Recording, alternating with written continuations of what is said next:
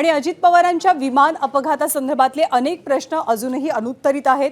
रोहित पवार या विमान अपघातासंदर्भात सातत्याने प्रश्न उपस्थित करतात, त्यामुळे आता सर्वांना प्रतीक्षा आहे ती विमान अपघाताचा अहवाल नेमका कधी येणार या संदर्भातली। आज किंवा उद्या या विमान अपघाताचा अहवाल, प्राथमिक अहवाल प्राप्त होण्याची शक्यता आहे। अहवालात नेमकं काय असेल याची उत्सुकता आहे। 28 जानेवारीला बारामतीत झालेल्या विमान अपघातात अजित पवारांसह 5 जणांचा मृत्यू झाला। यात फ्लाइट अटेंडंट पिंकी मालीचाही मृत्यू झालेला। पिंकीचे वडील बारामतीमध्ये डेथ सर्टिफिकेट नेण्यासाठी आले होते।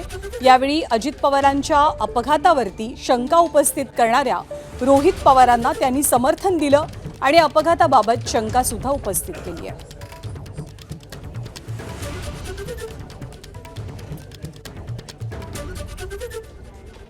केंद्र सरकारच्या अंतर्गत काम करणारी एक एजन्सी आहे आणि त्यांची जी एजन्सी AIBB, तर त्यांच्याकडनं अहवाल खरं तर आज यायला पाहिजे, पण तो उद्यापर्यंत येईल अशी अपेक्षा आपण सर्वजण करू। अहवाल देत असताना कुठे थातूर मातूर अहवाल देण्यासाठी अहवाल जर त्यांनी दिला तर हे उचित ठरणार नाही। डिटेलमध्ये अहवाल येणं हे महत्त्वाचं आहे आणि त्याच्यातच सोमवारी सकाळी 11 वाजता मुंबईमध्ये मी एक वेगळी प्रेस कॉन्फरन्स तिथे घेणार आहे याच गोष्टींबद्दल, पण अजून डिटेलमध्ये जाऊन त्या ठिकाणी घेणार आहे। आणि रोहित पवार यांच्या सगळ्या आरोपांना किंवा ते अपघाताबद्दल जी शंका उपस्थित करतात त्यांना एक प्रकारे पिंकी मालीच्या वडिलांनी सुद्धा कसं समर्थन दिलं आपण पाहूया।